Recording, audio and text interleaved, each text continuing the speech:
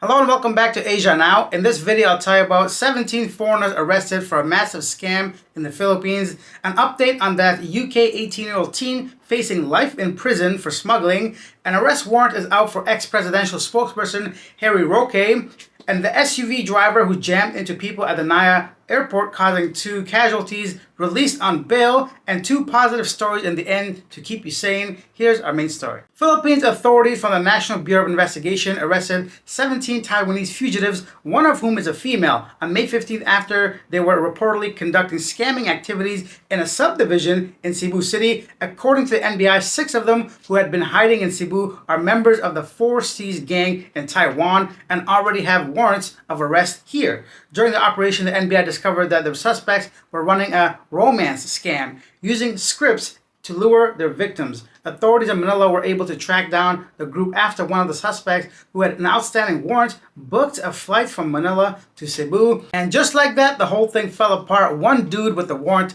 booking a flight from Manila to Cebu. Here's one thing I never understood. Firstly, who are all these people falling for these scams? I've always wondered that. It can't be like regular adults, right? I'm assuming it's got to be somebody like 18, 19, just young adults with no experience, or someone that's really desperate. I just don't know how people keep falling for this. Or I just wonder, what is it? Like, is it that one girl from the gang basically talks to a bunch of men? Because like a romance scam, right? So I'm assuming that one girl's talking to a whole bunch of people, getting their numbers and sending it off to the 17 or 16 other men that continuously text these guys back and forth. So the whole time you're thinking you're talking to this attractive, I assume attractive, beautiful girl, yet it's just some dude basically, and whenever it's time for the photo and the video call, then the girl just simply appears. That's the only way I can see this kind of stuff working. But imagine how lucrative it is that it still goes on all around the world, and 16 people are still able to profit based off of that. So another one of these things that always makes you wonder, what the heck is going on out there? Next up, the driver of the SUV that crashed into Bullard at the entrance of Naia Terminal 1 on May 4th that took the lives of 2 people, including a 4-year-old, has been released from detention after the court granted him bail. Manila International Airport Authority says the regional trial court set the bail at 100,000 pesos for the 47-year-old driver. He was charged with reckless imprudence resulting in double homicide, multiple serious injuries, and property damage. And then quickly, an arrest warrant versus Roque and Ong. Regional Trial Court in Angela City has issued a warrant arrest against former human rights lawyer and ex-presidential spokesperson Harry Roque and Whirlwind Corporation Incorporator Cassandra Ong. Cassandra Ong was the other person, along with Alice Guo, that had a lot to do with the Pogo situation. And also Roque is wanted on some of those charges as well, plus trafficking. Next up, an update on an 18-year-old UK girl. A chilling report into Georgian prisons where Bella May Cullen is expected to serve her sentence if found guilty. Describe hellhole jails with filthy, sewage-filled cells, 75 people sharing 25 beds, and brutal punishment for everyone who steps out of line. The British teenager accused of attempting to smuggle 30 pounds of grass through an airport could face a lifetime behind bars. The Tbilisi prison number 5 is Georgia's only women's correctional facility where female prisoners are sent from all over the country and where Bella could spend the next 9 months before her trial. But reports by Human Rights Watch reveal that inhumane and degrading conditions inside the country's grim Soviet-era prisons where Bella may end up being locked up for the rest of her life. The human rights group, which visited Tbilisi Remand Prison number 5 in May 2006, described chronic overcrowding with 3,500 prisoners crammed into a facility designed to hold 1,800 and growing by 18 new detainees every day. And that was 20 years ago. Overcrowded cells allowed just 1 square meter or less per prisoner. The reports found that some cells having 1 bed for every 3 inmates. 1 cell with just 25 beds held 75 people. One person who was detained at this jail for several weeks described his cell as a wild place where they took turns to sleep, I guess her cell, to sleep, and where sometimes 3 people slept together in 1 bed. Another said, "It's so crowded here, I can go crazy." Yeah, and that is why that should be an ultimate goal for you not to go to this prison, a complete deterrent. Why do people keep doing this? Why take so much illegal substances across international borders? Now, they said that they met a bunch of other teens. Some people, by the way, she's pregnant too. So there's that. It's just absolutely crazy story to me. I don't understand people. Don't you, at 18, you're living a good life and now you're going to face like real, and that's the other thing. A lot of people think like online is life. It isn't. You know, like a lot of people, especially younger people, they have no real life experiences and they think something is cool or they might get away with it. And sometimes maybe in her life, she got away with a lot of stuff. assumption, obviously, but reality is very different than online sometimes.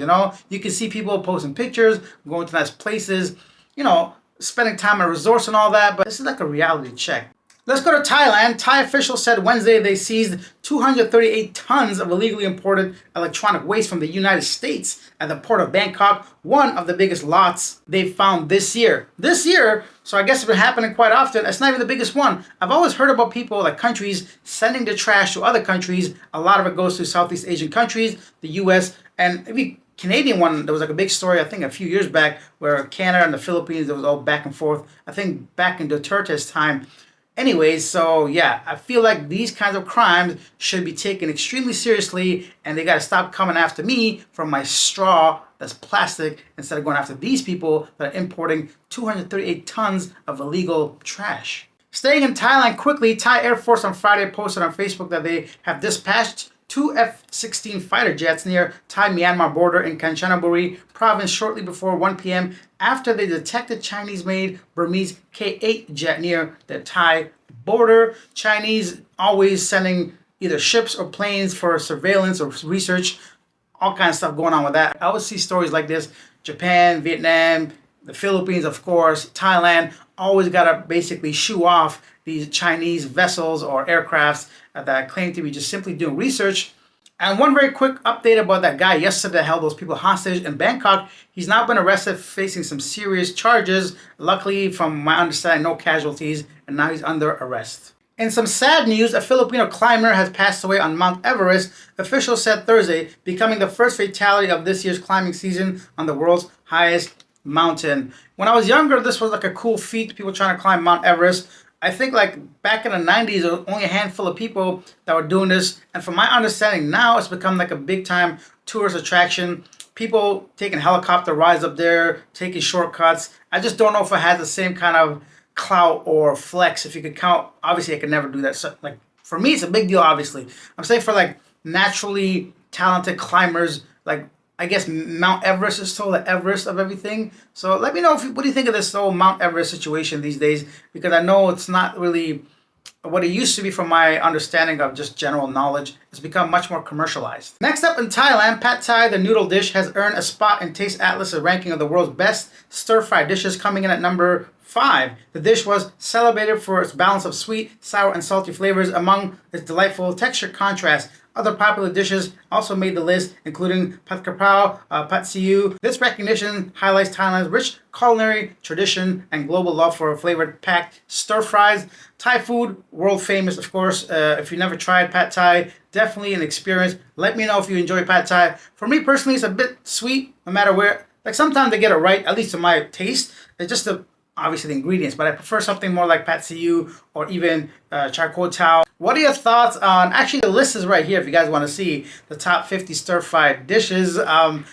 Typically I don't give much weight to these like lists. It's really difficult to try to figure out, but let me know your thoughts about your favorite stir-fried dish in any country you visited. Let's finish up with a couple positive pieces of news. Saudi Arabian ambassador to Manila Faisal Ibrahim Mahdi sends off Filipino conjoined twins Clea and Maurice, and on Thursday the conjoined twins will undergo a separation surgery in Saudi Arabia under the Arab state's humanitarian assistance programs.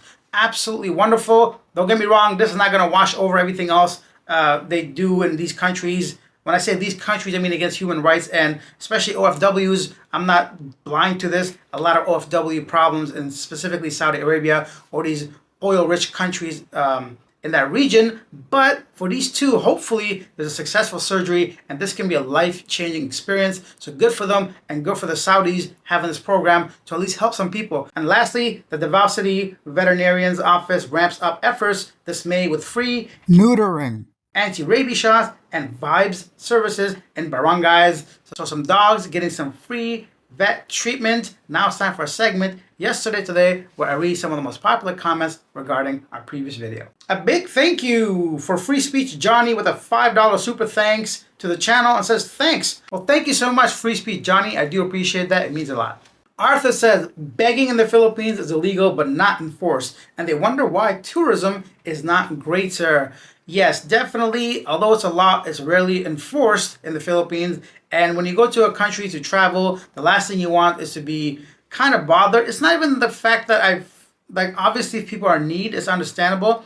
Sometimes in the Philippines, from research and stories in the news and my own experience, a lot of times I should say, these kids that are on the street, they're part of syndicates, right? So it's not really that you don't want to help, you just don't know if by giving money you're actually enabling this type of behavior, and the money's not really going to the kids or their conditions, it goes to somebody else like an organized criminal syndicate. And just like yesterday, if you want to help, just buy them food, buy them some water, some fruits, something like that. Lastly, Joseph says that when it comes to beauty pageants, the Philippines always brings their A game. They sure do, and that is why they won the most Miss Universe in the world. Thank you for watching. I'll see you guys maybe tomorrow, if not a live stream, if not the following day. Bye. Charkyotal. How the fuck do you say that?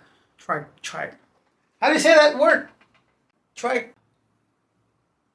How do you say charcoitao? What is that? What? Charcoitao? It's like food? Yeah. Thank you. Or charcoitiao. It sounds messed up. I think I said it. Fuck it. I'm not going to say it anymore. It's too complicated.